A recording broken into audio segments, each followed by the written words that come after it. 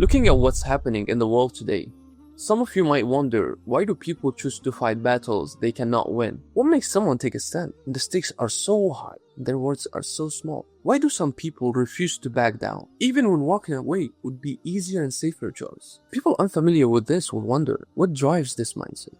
A belief so strong that outweighs logic, risk, and even survival itself.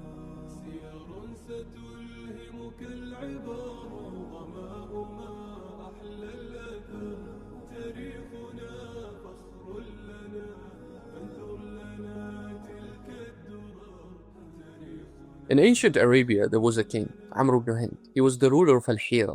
And one day his mother was boasting about her nobility in front of her companions. She said, "I'm the most honored woman among the Arabs. I'm the daughter of kings, the wife of a king, and the mother of a king."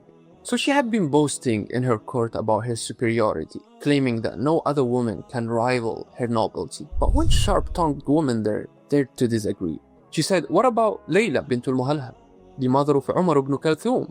She has unmatched honor. Her uncle was Khulayd, the greatest tribal leader. Her father was Azir Salam, a legendary figure. Her husband, Kalthum ibn Malik, was one of the bravest warriors, and her son Umar is the leader of his tribe." Now hearing this, the queen's pride was bruised. She got jealous, and she decided to make a plan.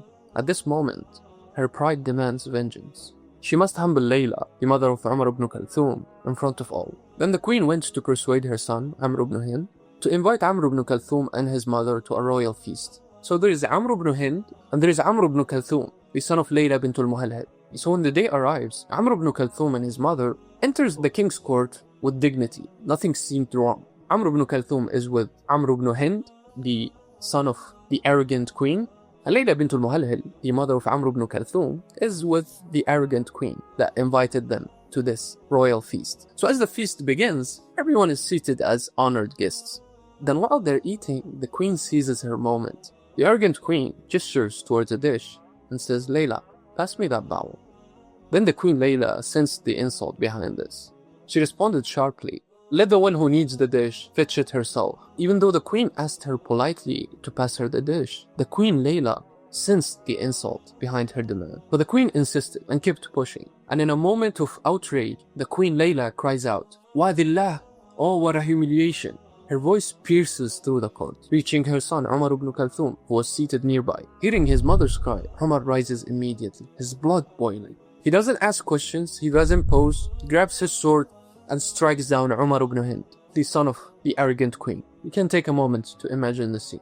The court is thrown into chaos. As Umar and his tribe storm out, they leave the court in shambles. And this act wasn't vengeance, because Umar ibn Kalthum, at that point, he didn't understand what had happened. He only heard his mother saying, "What a humiliation." So it was a declaration, a refusal for dignity to be trampled, no matter the cost. In the Arab culture, honor isn't just a word, it's a lifeline, a legacy, a fire that burns in the soul of every tribe. And I haven't found a story that captures that better than the story of Amr ibn Kalthum. We Arabs have something called Al-Anafa, and it existed even before Islam. To walk through life unbowed, your head held high all the time, even in the face of adversity. Al-Anafa, in the Arab culture, is a creed, is a way of life. And the best way to put it so you can understand it, Al-Anafa is a word that carries the weight of pride, honor, and unyielding self-respect. And if we would transport this across borders on trucks, it would be treated like oil, like materials that can explode. You would see on the truck signs that do not approach, very dangerous. And this is why I bring this up here in this video, so that you understand the root cause of many things. Al-Anafa, the pride that the man has, the honor. This thing influences a lot of behaviors, so it is very important for you to understand it. And don't get me wrong here, it's not arrogance, it's not vanity, it's the refusal to accept humiliation.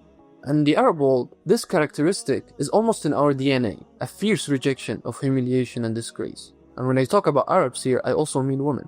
They also have this trait. Many Arab women were brought up to understand this, to feel it, to sense it in the air. Most of the traditions and customs that Arab people follow are there to protect their pride, their honor, their dignity, their self-respect. And many people don't understand this. They may look at this as restrictive, as limiting, but they will never understand the essence of those rules to the Arab communities and what they benefit from them. The essence of Al-Anafa is more than pride. It's the disdain of anything lowly. It's a state where a soul rises above shame and always seeks nobility.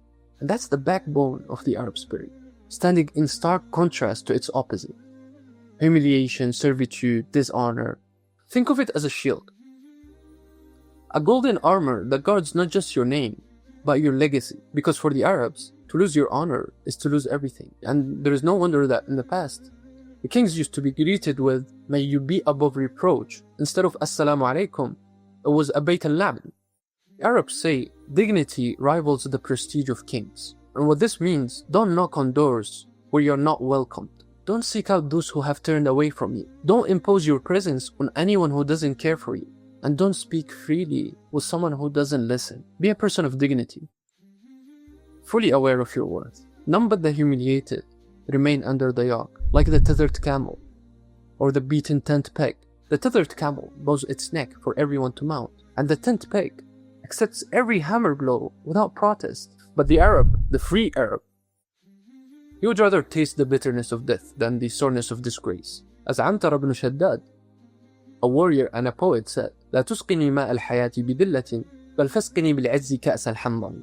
Don't offer me the water of life if it comes with disgrace. Instead, let me drink the cup of bitterness with honor. So a man can be standing in the desert, parched, facing death, yet he would rather sip from a cup of poison in dignity than drink from the sweetest well in shame. And this value existed among the Arabs even before Islam. When Islam came, it refined it. It became a spiritual principle. Dignity was no longer personal or tribal. It became a divine mandate. As God tells us, وَلِلَّهِ الْعِزَّةُ وَلِرَسُولِهِ وَلِلْمُؤْمِنِينَ.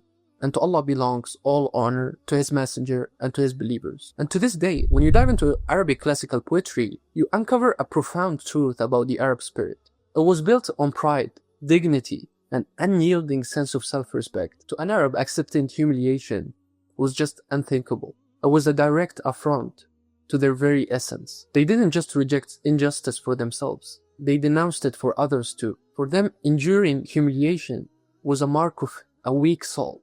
And if someone chose to bear it, they were seen as broken, unable to rise to challenges, or defend even the smallest of causes. So this mindset wasn't just cultural, it was a deep-rooted principle that shaped their identity. Dignity wasn't negotiable, it was everything. And to this day, you can see this in the Arab spirit. It's a big part of what makes Arab men who they are, especially the free ones.